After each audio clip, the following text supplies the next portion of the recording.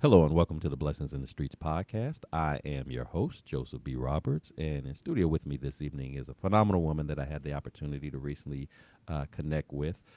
She is an author, she's an entrepreneur, but her most important title is that she's a woman of God, and she's taken time out of her very busy schedule to hang out with us this evening to share a little bit of her journey, a little bit of her story with the hopes of inspiring and encouraging and uplifting others, especially when it comes to overcoming the challenges and storms of life that we all have to deal with in some fashion or form. So it is my privilege and honor, ladies and gentlemen, to introduce to you our very special guest this evening, Miss Felicia Murray. Felicia, thank you so much for being on the show. You're welcome. I appreciate Absolutely. it. Absolutely, absolutely. So before we jump into our segments for this evening, I do want to give you an opportunity to tell the audience a little bit about yourself, who you are, where you're from, what you do. Kind of give them a little snippet of who is Felicia Murray. Felicia Murray is, I'm from Covington, Tennessee. A lot of people wonder where Covington, Tennessee is, but it's like 45 minutes to an hour from Memphis. So when I say people are like, oh, you just from Memphis. I am the only child between my mother and my father. Um, I have other siblings. I have two brothers and I have two sisters. I have one sister that passed away during the time when I was getting ready to get to know her. So I only had like a brief moment with her. I have five grown adult children to cherish Adrian, Adriana, Destiny, and Sincere. I have eight grandchildren. I would have had nine, but my daughter, she had twins early. One had passed away in July. Um, I currently work for PCCO Head Start. I work with our pregnant moms. I started as a home visitor. I used to go out and do home visits with kids 0 to 3. I'm also a business owner of Sister Love Salads. I have 7 children books out. I have a tossed salad, my first book I did. And then I was a co-author on another book because I survived. And I got 7 books for my grandbabies. And I'm working on my 8th book for my twin grandchildren. I don't never leave Emory out. And I'm also working on my second book. So I'm trying to get that established as well. Well, that is awesome, awesome, awesome. Doing a lot of great works. Author of distinction that you are, doing Yes. your thing. So, we don't take that lightly at all. Telling your story and sharing these stories with the world at all different levels and all different ways. So, that's some beautiful work, and I definitely celebrate your accomplishments. So I'm excited to learn a little bit more about you. So Yeah. we're not gonna waste no more time. We're gonna jump right in and find out a little bit more about Felicia. So It's a lot. well, hey, we got time. We got time. So, one of the things that I like to do whenever I have these conversations, of course, is to take a moment to reflect back on where it all starts, because I think a lot of times our story, while it goes through a lot of twists and turns along the way, much of how it all transforms, a lot of that comes from things that take place at a very, very early age, whether we realize it at that time or not. A lot of times we have to get a little bit older to kind of make the connection, but nevertheless, Yes. these moments, these encounters that we have with different individuals or different spaces and places, it all kind of connects and adds up. It's not by accident, in other words. So, with that said, Felicia, if you would, I would like for you to kind of take us back to the beginning, take us back to the early days of your childhood, and just Yeah. kind of share with us what was it like for you growing up in Tennessee. Fond memories that you have about growing up, as well as if there's any particular challenges that you'd like to share, you can do that as well. Kind of give us the Yeah. backstory of where your journey begins. Um, I was born in Memphis. Well, I was born in Memphis, Tennessee. My mom and my dad, they was together. They was married. Um, my dad was on drugs. He's from a military background, so he was really, really strict. It was like certain things he didn't do and certain things he didn't play. He also had a real bad gambling addiction. But being younger, you really don't pay attention to that. You just like my dad is in the house. My mom, my dad always used to tell me that they wasn't really happy together. But they stayed together to show me what a mother and a dad look like in a household. So I always tell my people about it. That is something I appreciate of my dad. I also learned that I had a sibling because one day a lady knocked on her door and just basically just handed this baby into my dad's arms, which his arms was broken at the time because he was gambling and they thought he was cheating and they broke both his wrists. And so after he think he was good on bikes. So he used to drive backwards on the bike and he fell off the bike. So it broke his arms more. And so my mom found out at that time that I had a sibling at that time because the lady came and actually left the baby in my mom's arms. My dad broken arms at that time. And the thing that I loved about my mom was that my mom accepted the child. Now, you do that to mom, like, no, I ain't taking that baby, mom. But my mom accepted it because how she loved my dad. So if they ever argue, I hear little arguments and stuff like that. But I kind of was like, it'll be okay. They fine. People argue, they'll be okay. So I kind of got accustomed to the loudness and the arguing and all of that. So I feel like it was okay as long as they showed me that they love me. I never thought no different of my dad. My dad was always my hero, regardless of what went on in the household. I had clothes, I had food, I had shelter. So I really never was like, oh, I got a bad dad. I never thought that at all. So, childhood memories, it's a lot. I used to love to jump rope, double dutch. I used to run. I used to love all those things. I used to think I was a double dutch champion because nobody beat me at double dutch. I used to always go to Covington with my cousins. All my cousins was together. I had a phenomenal grandma and grandpa. Like when my mom and dad was working, all my aunts and uncles was working, they would come and take care of us in a trailer. They had a trailer on some land and they owned it. So, we learned how to pick peas and pick greens and clean our chitlins and clean fish because most of our food we ate. That's how we survived with so many of us. And I remember times all of us just made pallets on the floor.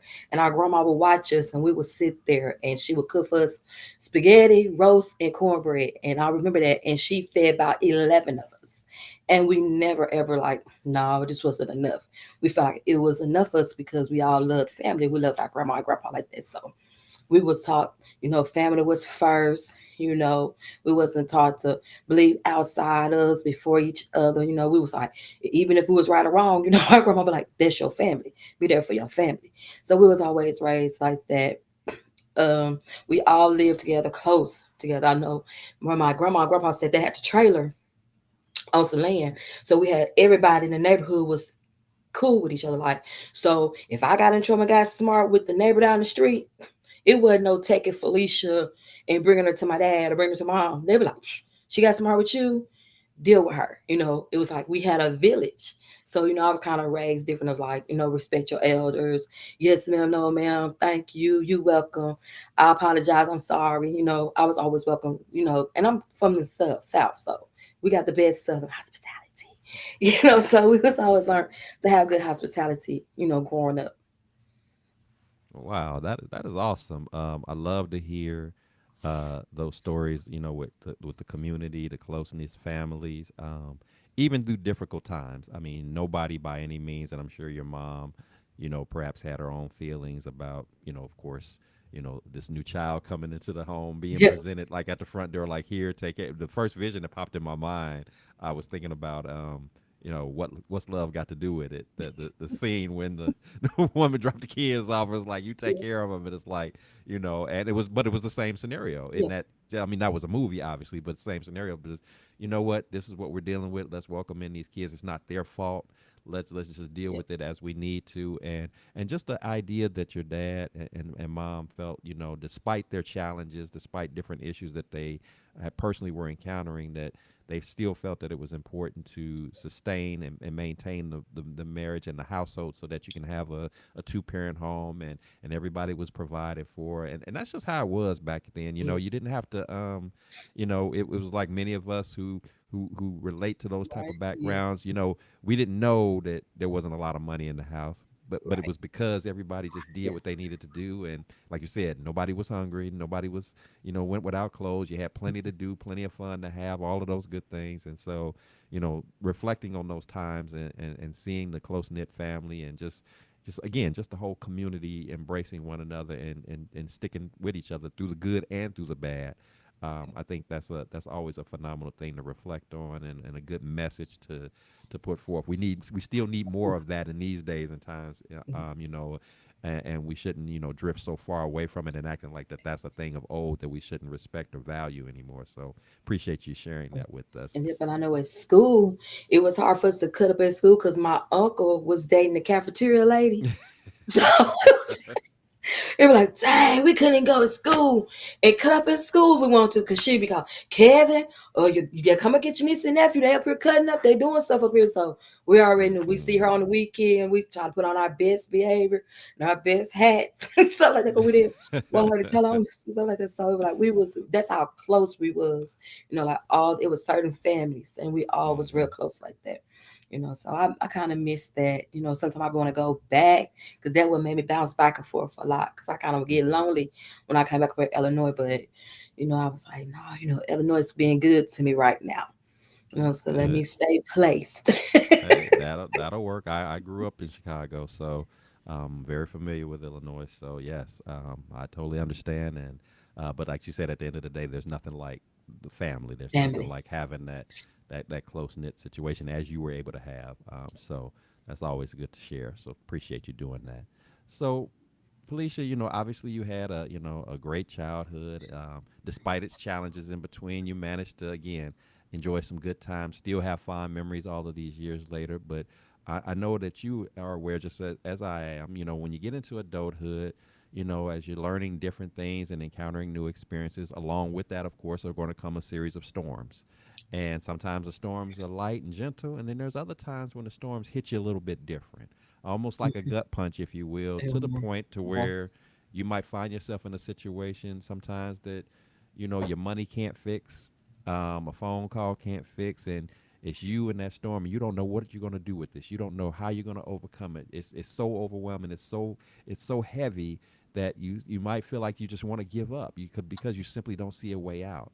But with that said, if you would tell us about a time when that's exactly how you felt, that you were facing a challenging situation in life that you didn't know how you were going to get through, you didn't know how you were going to overcome, you didn't see a way out, but by the grace of God, things worked itself out, and you were able to have a breakthrough that you didn't initially perhaps see coming your way. So if you would just kind of tell us what that experience was like for you, and what was ultimately the turning point when you saw some light at that end of the tunnel and coming out of it.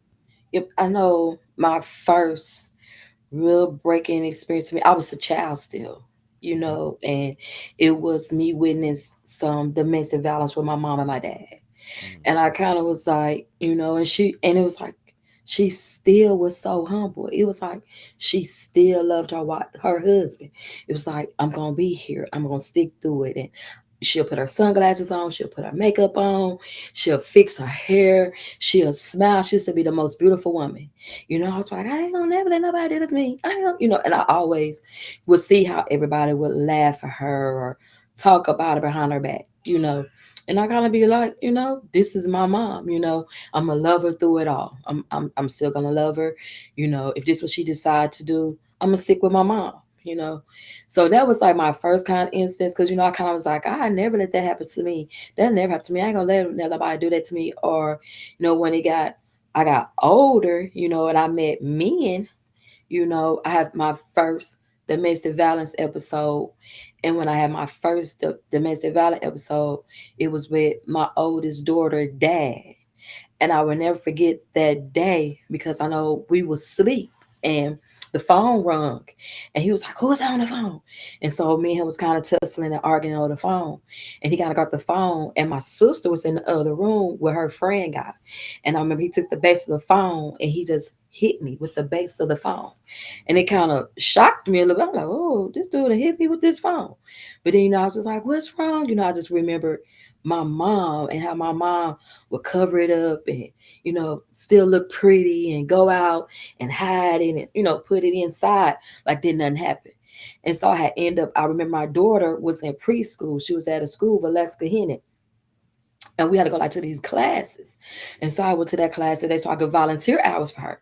And and it's crazy to me how God worked because when I got there, the people from the center of abuse was there. And they Mm. was talking about domestic violence. And I was like, now this one, what's she doing here? And this is up to me. And I broke down and she was asking me what was going on. So, and I had told her. And she was asking, well, do you feel safe where you at? And I was like, yeah, I feel safe.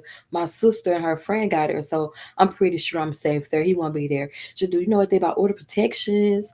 Are you sure? Is it in connection? I was like, well, we just have a child together. But at that time, my daughter was always with his mom because that was his first, her first grandbaby too. And she loved my baby. So I never denied her. Even though if me and him was fighting, arguing, broke up together, whatever, I just never kept her from them. And I tell people I love Miss Pat Marshall. I just got to say her name. I love Miss Pat Marshall. Lord rest her soul. She's gone to heaven right now, but I love her. And I tell everybody if it wasn't for her, it's probably like no telling where I'd be at right now. Because she helped me because I was a teen parent and I had her at 17. So I didn't know nothing about no babies. So she stepped in to help me with her. And I lost some years with my daughter, but I made it right when we moved to Tennessee.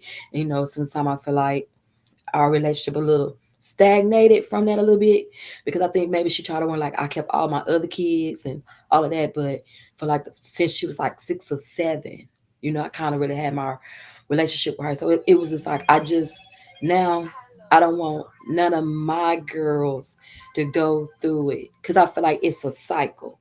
It's like my mom went through it and I went through it and now I got daughters and I got granddaughters and it's like that is like a cycle that I really want to break. My one of my daughters, she had a baby at 17. I had my baby at 17. I took care of the baby till, she graduated from school. So it was cycles, the teen parenting, the domestic violences, things like that. I was like, it was just cycles I wanted to break. I went through cancer. I had got cancer in 2025. My mom had cancer 2024. She no 2014. I had cancer 2015. She had breast. She was on stage 4. I don't know how I tell people I don't know how to do it, but I know how who did it. God did that. And she's still with us. In 2015, I ended up getting cancer. So it was like the cycles just kept going and going. And I'm like, I gotta break them somewhere. Somebody's gonna have to break these, cycles because like this feel like things was just going and going and going and going. Then once all that happened, I got married. You know, I did some things I know I shouldn't have done in that marriage, and I know I was wrong, and I sometimes I always I have to justify it because of the stuff he did, but I knew I was wrong too, So I did what but I just felt like, well, you did it on me, so it was okay for me to do it on you, and I kind of forgot that it was a covenant between me and him, and that I should have been the wife that I always wanted to be, and I knew I could have been, but it was just like, he had me bound, and you know I got a little taste of freedom. I was able to learn how to drive. I got my own job. I got my own little taste of money. So it was different. I feel like, yeah, I'm grown now. I'm independent. I could do this. And that's a cycle because my grandma always raised all of us girls how to be independent women, how we didn't need a man and things of that nature. So, like I'm an independent woman. I don't need you and all that. And this is that. And you just be the man, leave me alone. And so I kind of like, no, I got to stop. That's another cycle. I got my girls doing that. They feel like they don't need no man. They can do this. So it's like a lot of things that went on in my life that I feel like I just had to stop them. As I got older, because at first I was like, it's okay, I'm a mom, I'm doing this. But I was a single mom. My daughters are single moms, so it's kind of like, where do it stop?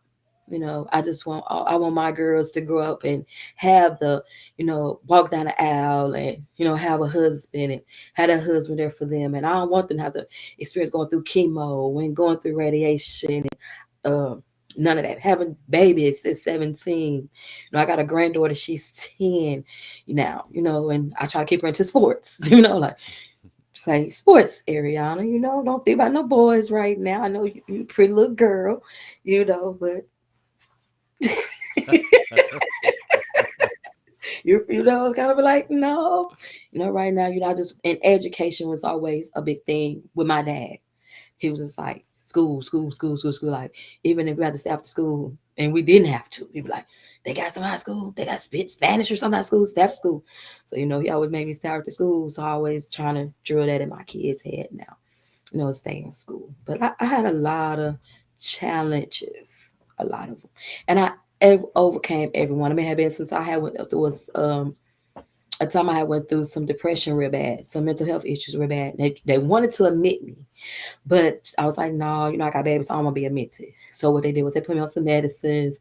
I had to go for a week, and I remember the lady was asking me, she was like, when you look at yourself, Felicia, in the mirror, what do you say? I said, it's weird because I really never really look at myself in the mirror like that.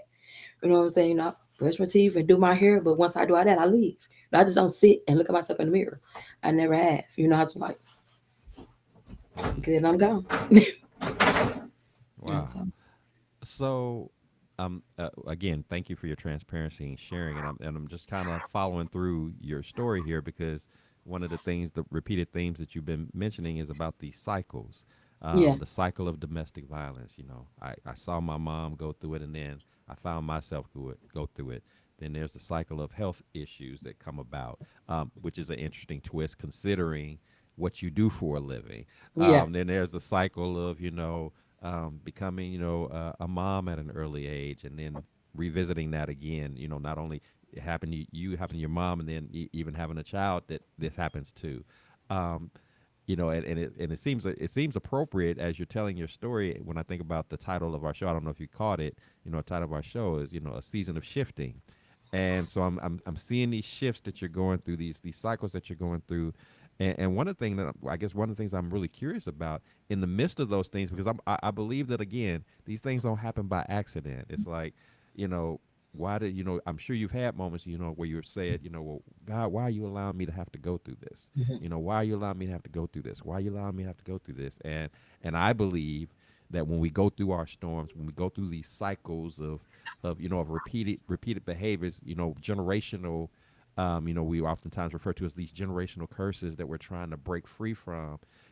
God has to allow us to go through it to, I believe, to open up the opportunity to come closer to Him. That at some point we have to break free from that. At some point we have to overcome. So I'm curious, as the on the back end of what you just yeah. shared, what was that turning point when you think about these different things that have happened, these different cycles, these different shifts?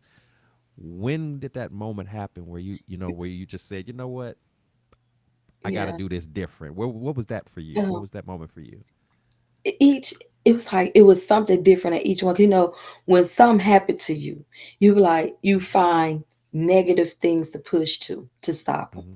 Because in the midst of all of that, my turning points was now I'm drinking, now I'm Mm-hmm. smoking weed, now I'm popping pills, now I'm out dating men, now I'm doing extra stuff, that was negative, to deal with those things, um grief. I had went through grief so many times, Mm-hmm. but I believe my turn a part of my turning point was kind of like we grew up in school, we grew up in church. This is what a lot of people didn't understand.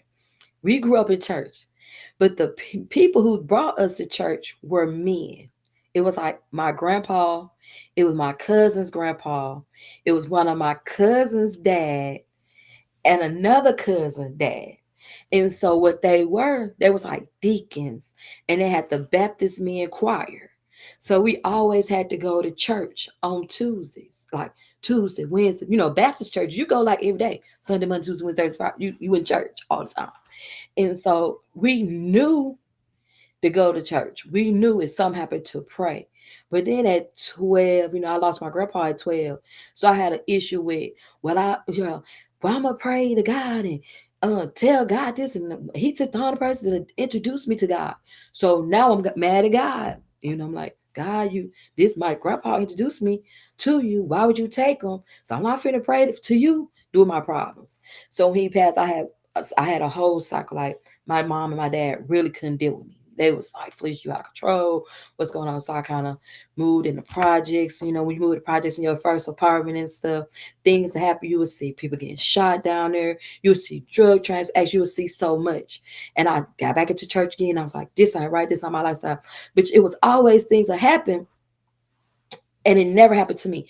Or it'd be things like, please explain to me why I just left the club and they telling me, Felicia, where you stood at, somebody got shot right there. And I was like, oh my gosh. And I realized then that it got to be, favor on me. It had to be some prayers sent up in there for me. Was covering me. It had to be something. So I got back into church. Every time in the midst of those things was going with me, when I was a teen parent, I got into church. When I had cancer, I had went back to church. When I went through the grievance, I had got back to church. But it was like I was jumping in and out, because in the midst of it, something would always happen. And I'm like, God, what are you doing? If you want me into church, why you keep doing this to me? So I was always questioning, what was God doing? I always feel like maybe he's punishing me because I cheated on my husband. See, that was the first thing I was always saying. So like, maybe God is punishing me because I cheated on my husband. And my husband don't know that, because we really don't talk and conversate like we used to. Like he was my best friend. But I always felt like everything that happened to me after that was because I did that. Because I never did it. Even when we was together, he cheated on me when we was going together, and I never cheated. But it was like, oh, we married and now I cheat. So it kind of was like, why would I do that? And that's all I ever want to do, is be married. And so I believe my real turning point that got me back right was 2010. Um, my dad passed away. And he was like, Felicia, I'm not gonna be here soon. He was like, I want you to go back to Covington with my mama. Your mom, my grandma. He was like, yeah. He said, I want you to go back. I want you to get on with school. I want you to just let all this stuff go. He was like, your mama be fine. Me and her done talked about it. She was like, because once you get situated, she gonna come back down there with you. And I'm like, yeah. I was like, so she gonna come. So I'm like, dang, Dad, I don't know. But I kept telling him, Dad, you ain't gonna go nowhere. You fine. You fine. I remember it was an incident. He had used the bathroom on himself. And he was like, what you doing? Watch me. I said, Dad, you watched me when I was little. You know what? It's my time to watch you now. He was like, no, I'm a grown man. I'm an adult. So I'm an adult too. So this is what God put me for. I'm your child, and I'm going to be here to make sure you good till God send you home. So we was sitting there, and he was like, you got everything situated? You're going to go? I said, I don't know, Dad. Going back to Tennessee right now going to be a big step for me. I don't know. So he was like, well, just think about it. So he ended up passing away in April 2010. I supposed to have went back in December 2010, but I kept procrastinating. And my grandma was like, you coming yet? You coming yet? I'm like, I'll be there, Granny. I'll be there. I'm on my way. It was just like, I wasn't ready to leave yet. And so when I decided I'll be there January 2011, grandma, like that, because I'm finna start my classes down there. And she was like, where you gonna go to school to be? I said, I'm finna go get my associates. Like, Dad, when she's like, that's good, Felicia. I love it. Come on down here. So I ended up going back to Tennessee, and I got my associates. But then I lost my grandma in May of 2011. I was like, really? So I only got to spend 3 months with my grandma.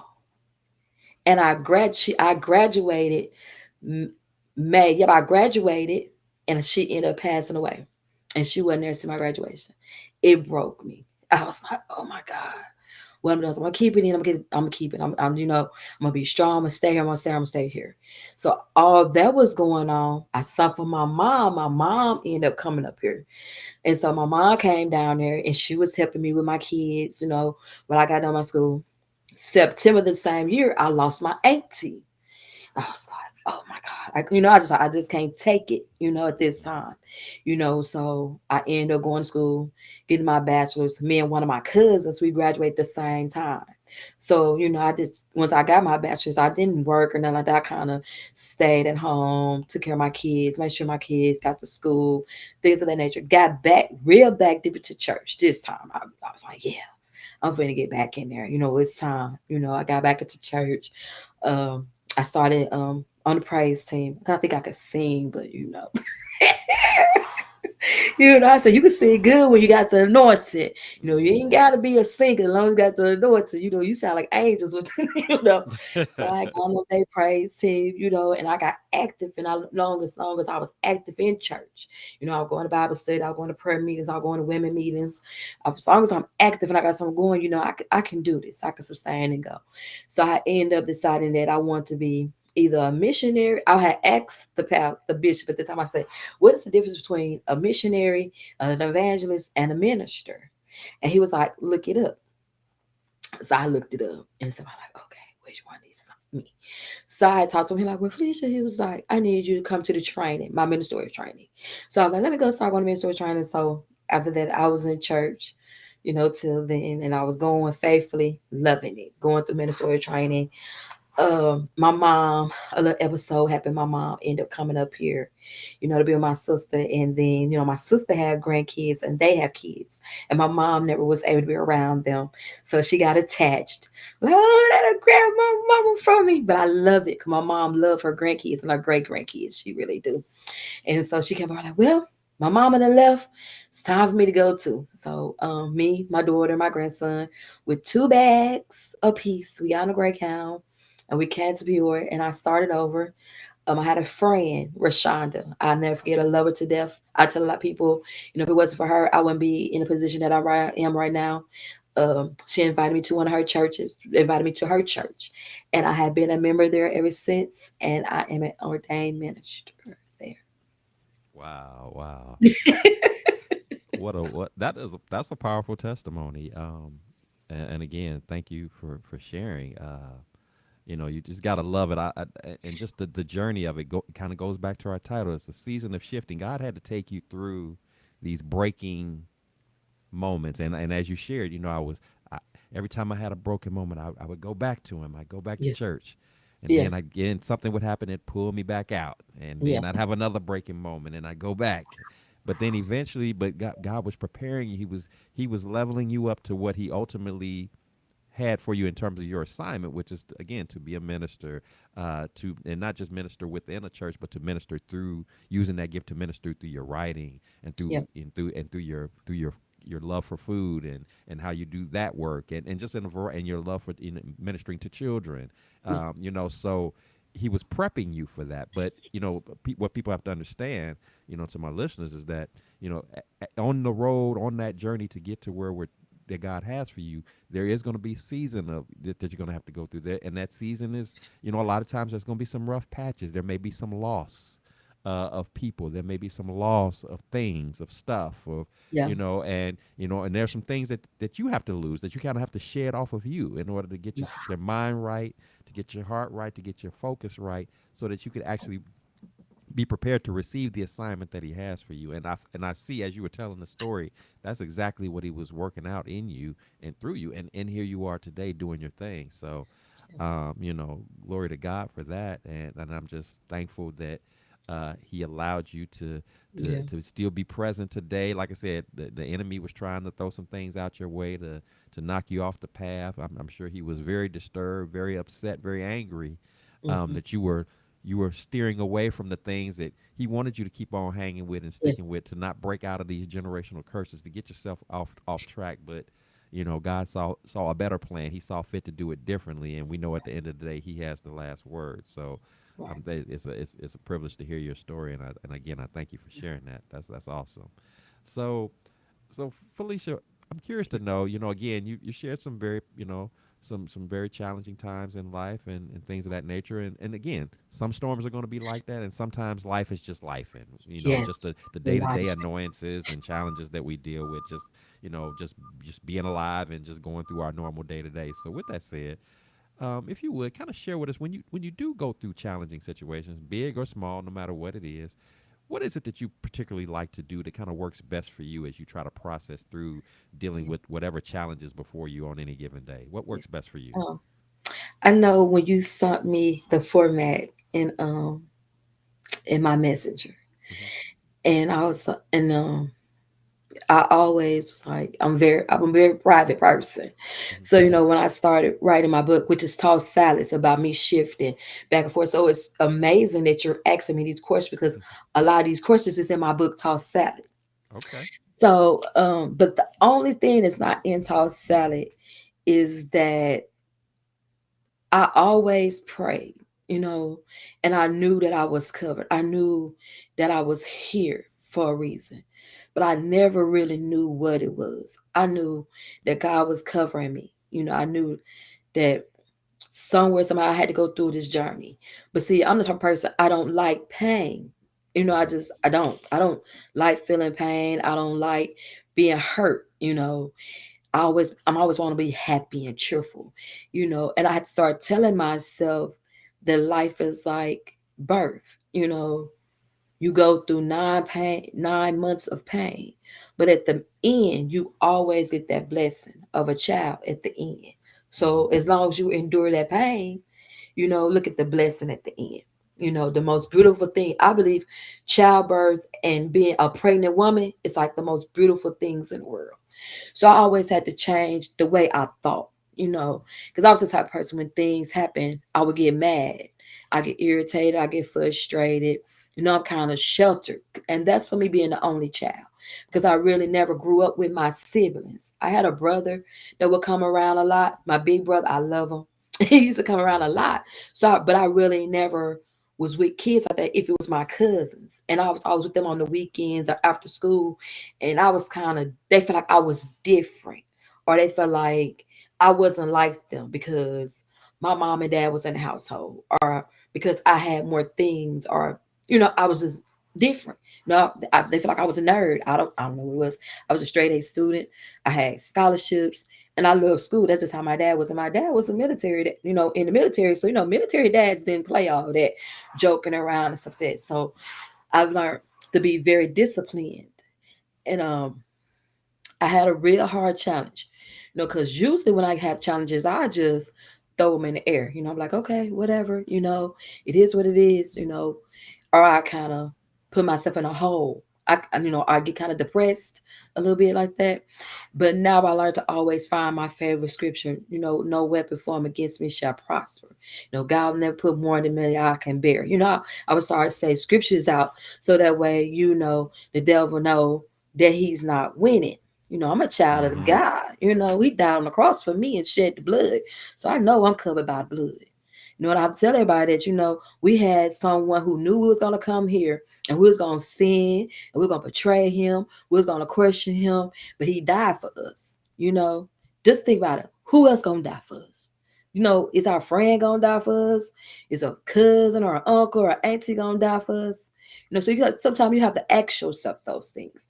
And I kind of had to ask myself, is somebody going to do that for me or who would do that for me? And I kind of had to get my faith built up a little bit more, Mm-hmm. um, get in my word more. Uh, I was that person, like what's up happening, listen to hip hop. I guess I listen to Medea too much. How Medea said, when you're going through, get your hip hop music on, hip hop music, and I was like, no, I give me some praise songs on, some worship song on. I kind of changed my mindset of how I was before and the things I would do before if I went through a journey. Because before, if I went through something, I get out here and snap on everybody. I'll be ready to fight. I'll drink. I'll do all this other stuff. I'm like, no, let me change my, process now. Let me change how to go through this now. So, I'll go, I pray. I write some in the book. Um, just like recently, I had went through losing my best friend. Um, he came here. He wanted to start it over, and I had ended up finding him unresponsive in my house. Mm-hmm. And so when my daughter found them, I was like, oh my gosh, and I was praying. I was like, how am I explain this and that? And it hurt me. It kind of like tore me down. But the difference was when this happened, I was able to pray about the situation, Mm-hmm. and look at it, you know. And not only that, I knew who to call, who not to call, who to confide into, and who to talk to. Because, sometimes people we confide into is just a listening ear, but they're running mouth. And, and I feel like when God remove people, we want to hold on to them so bad. But God be like, remove them. And I feel like he's telling us to remove them for some reason. And I have learned, when people have removed people from me, that's why I kind of leave them. I still say, hey, how you doing? Things like that, but I don't have a big circle no more. Mm-hmm. I always wanted to have a big circle. I always wanted people to talk to. I wanted people to confide into. It's like now I don't need all of that. I'm kind of fine with getting me a book and reading it or writing me some things down. I don't have to do it. I got a great, amazing church home. I can get in, it seems like, and it's weird because they know when something is going on with me. It's sometimes I don't even have to tell them something is going on with me. They be like, Felicia, how are you today? You was on my mind today. And it's nice to have people like that in your life that you don't even have to tell them that's going on with you. They automatically know, let's pray for Felicia.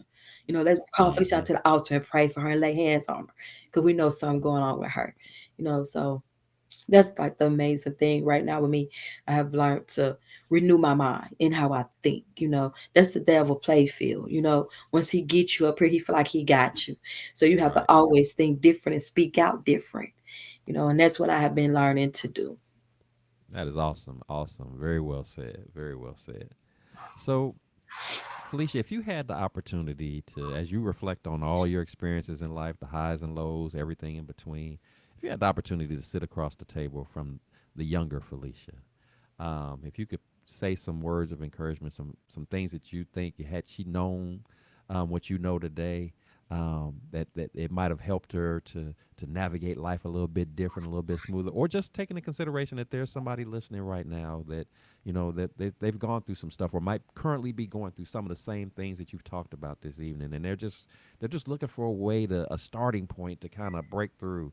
What would be your advisement to the younger Felicia or to our listeners as to those first steps that should be taken to have that same breakthrough moment that you had to be rejuvenated and knowing that they too can overcome those challenges in life? That first you have to know who you are. Can nobody tell you who you are? Somebody I want to put labels and tell you who you are. But you are who you are, and you are who God says you are. If you're beautiful, you're beautiful. You're talented, you're talented. Your talent may not be somebody else's talent. And just because they don't understand it does not mean that you shouldn't do it.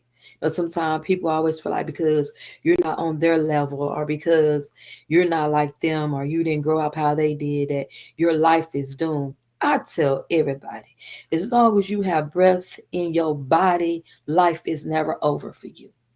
And sometimes it's always good to let go of some things because that's when you're able to heal. You can't heal holding on to baggage and past hurts and what persons did, like what mama did to me, what daddy did to me, what grandma did to me, what aunties and uncles did to me. It stops you. It stops your growth. And I feel like forgiveness is not always for everybody else. It's for you. You waste so many years, you waste so many gifts and blessings because you don't want to forgive people. And not only that, find you a good, strong support system. Everybody ain't supportive. That same person you go and tell your idea to may not like it. But then that's, they want to do it too. Hmm. And always be careful of those that don't celebrate your accomplishments. They kind of hush hush, but they'll get on Facebook and clap for everybody else. But learn to also be your own cheerleader. I feel like, that's the issue. We always think we need a cheerleader. We are best cheerleader, but we are worst enemy. And sometimes once we learn that we're not our own enemy, and we want to get that fire in us to fight who the enemy really is, we'll be some powerful people. We'll be a real strong generation out here because we always want to blame everybody else for what's going on with our lives, but it ain't them. Most of the things we did, it's us. We just want to hold us accountable for it. It's easy to blame and point the finger at everybody else. But you know, life has its challenges, but at the end, you gotta understand. Like I was saying, it's like a rainbow. You see the rainbow. Yes, it was a storm and it rained, and it's a rainbow. But just look at the rainbow, and at the end of the rainbow, it's a pot of gold at the end of the rainbow. No, life don't stop. No, because you had little storms and stuff like that. Because the sun gonna shine again. You have bad days, good days. It's just how you deal with them. You know. Love that. Love that. Love that.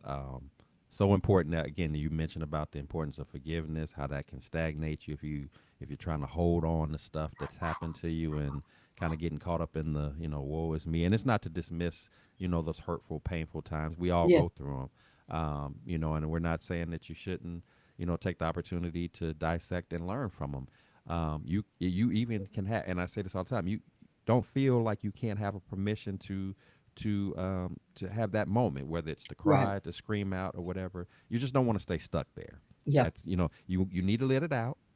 But then if but at but once you've had that, you wipe your tears away and you kind of take those deep breaths, and then at that point you have to say, okay, where do I go from here? Right. Oh, And if there's some forgiveness that needs to be had, then you have that, because as you said, it's for you, it's not for the other person. And it's what ignites your healing process. And then God can now, and it allows you to be able to hear from God. Because if yeah. I'm all in my emotions, all in my feelings and everything, I can't hear what he has to say for me. But once I clear my mind and calm down, Amen.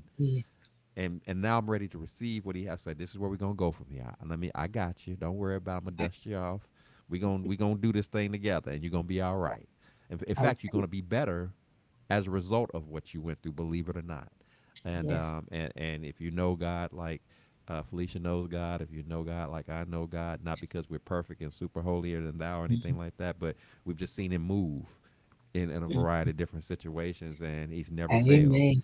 So it's one of those, if you know, you know, which Yeah. is why we keep bringing it back Yep. to this relationship. We keep bringing it back to the importance of him being a part of that journey, a part of that relationship, that ultimate relationship that you have to have, especially when you're going through those challenging times. Amen. When you don't have anybody else, or you don't know who to turn to. So you can always do that with him. So Always have awesome. your own personal relationship with him, because I can always tell you what good God, what God did for me, but I want you to experience it for yourself. Right. You might have the best breakthrough.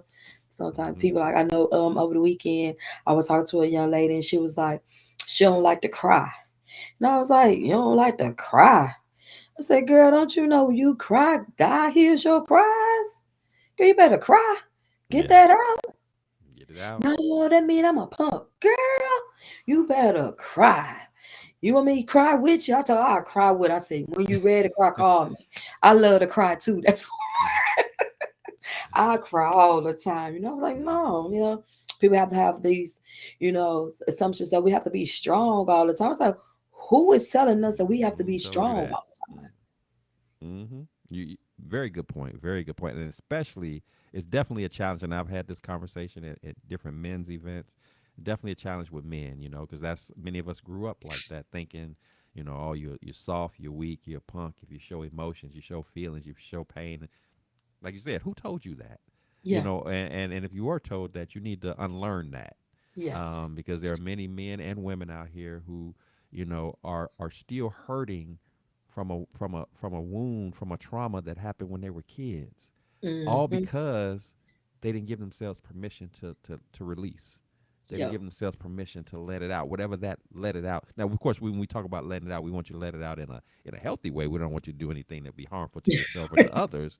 But if it's a scream, if it's a cry, if it's even taking it to the point, if it's even you talking to someone that is skilled and trained to have that conversation. I mean, there was a point in time where I was like many, anti-therapy and all that kind of stuff, because that's for crazy people, right? yeah, Until you experience what that's like, and if you have it, and if you, of course, if you have somebody that has a Christian foundation on that, it adds just the right mix of what you need. So there are people that God has gifted to come alongside you, as you spoke of, making sure that circle of people is right. It doesn't even have to be a big circle. It just has to be the mm-mm. right circle. The You know, right circle. the people who, and I love how you pointed out earlier, when you talked about your church family, people who, when you walk in the room, they can feel if something not right with you. Yep, That's I when you love know it. you got the right people around you. When you can walk in a room and without, you don't even have to come in the room all tore up in the face, crying, all that. There's just something about your energy, something about your vibe that, what's going on? Yeah, Well, we need to talk about what. Let's come on. Let's pray on this right now. Let's deal with this. They're not gonna let you slip into that deep yeah, depth of depression and sadness and anxiety and fear and worry, because they can feel it. They can sense it. It's not anything magical or anything. It's relational. yeah, It's relational, and that's what that's about. So, um, yeah.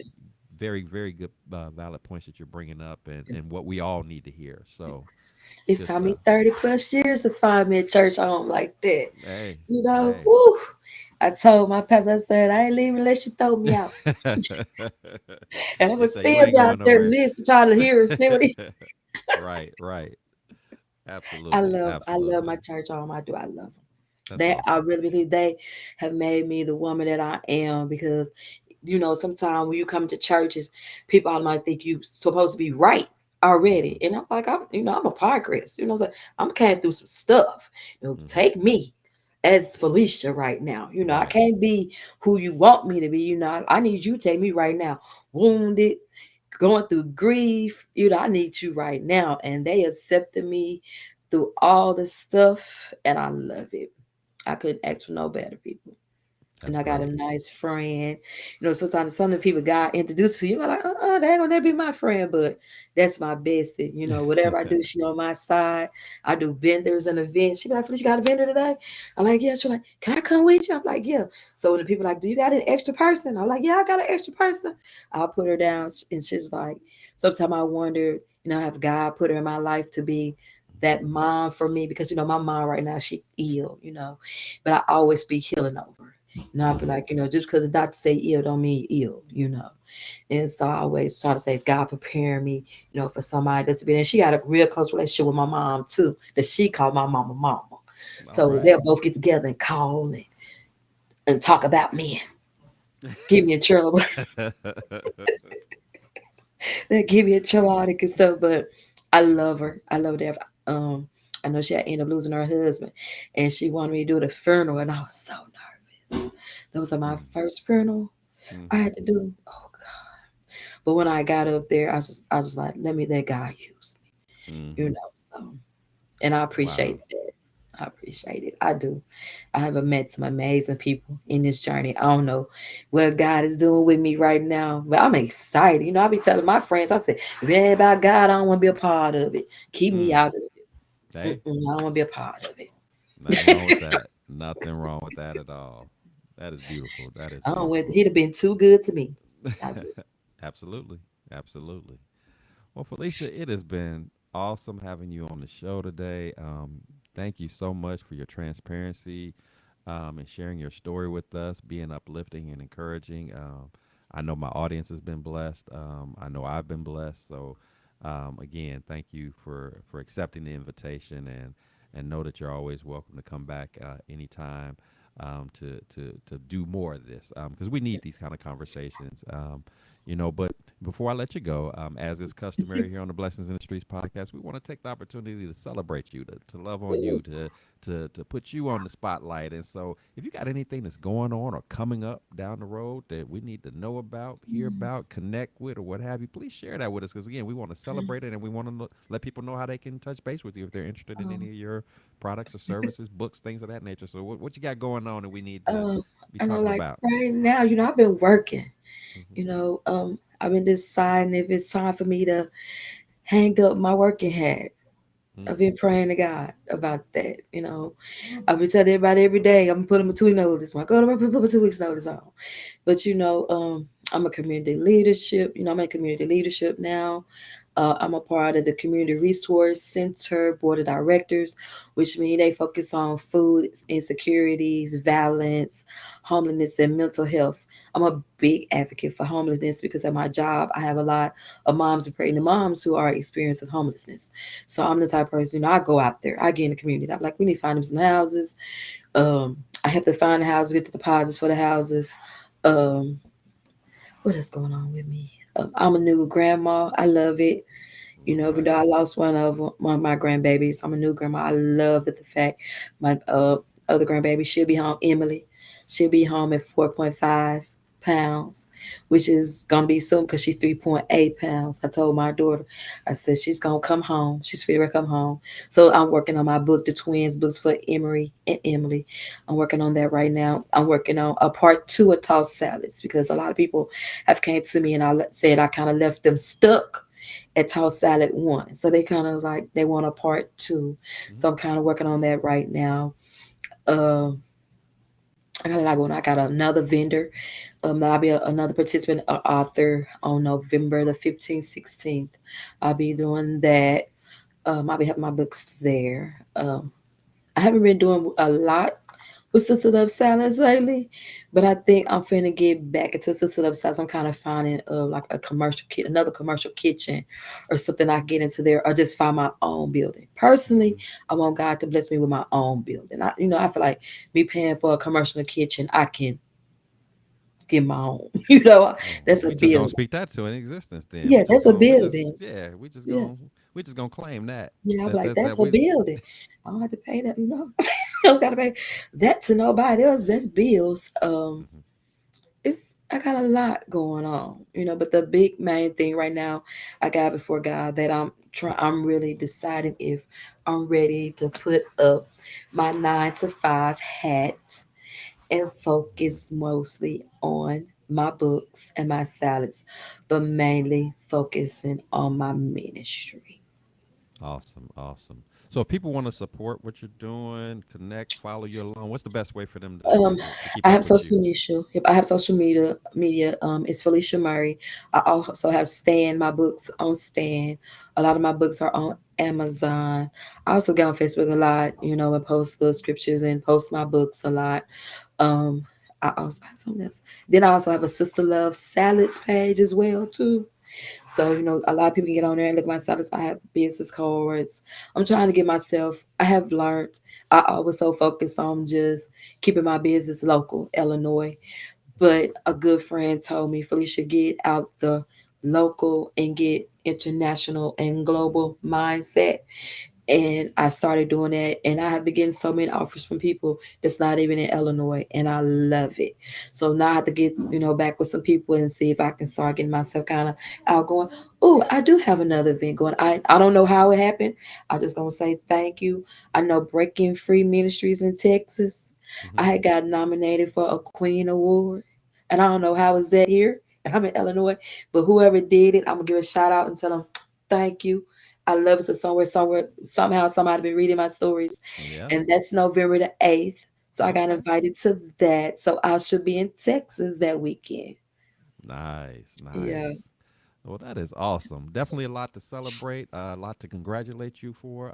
So, again, again, kudos to you for all that you got going on. To my audience, she's told you how to follow her, to kind of support and check in.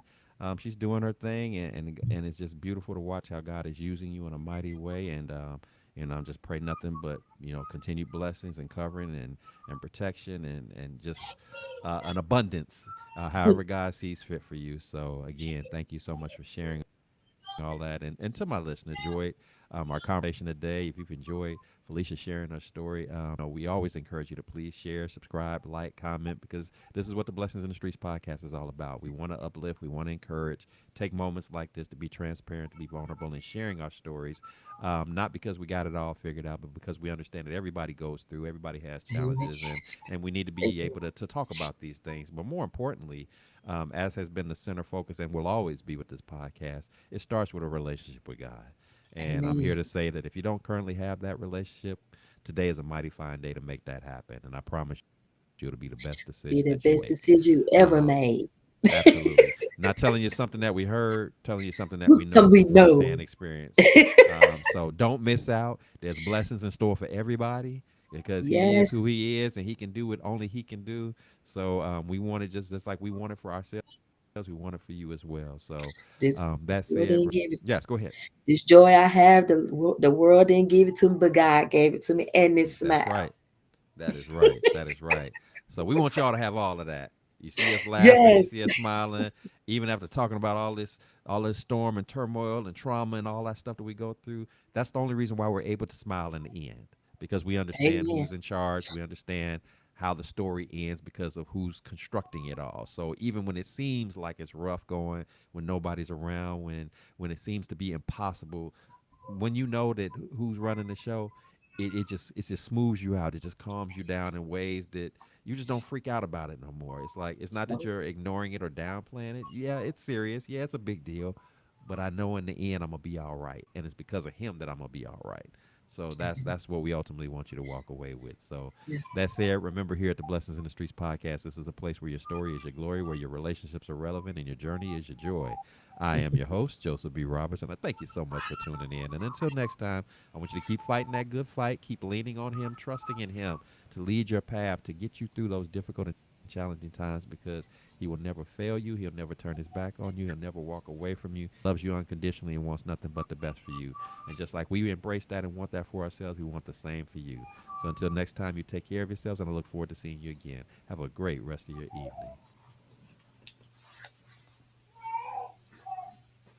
All right, all right. That was awesome. I love that. Good time, good time.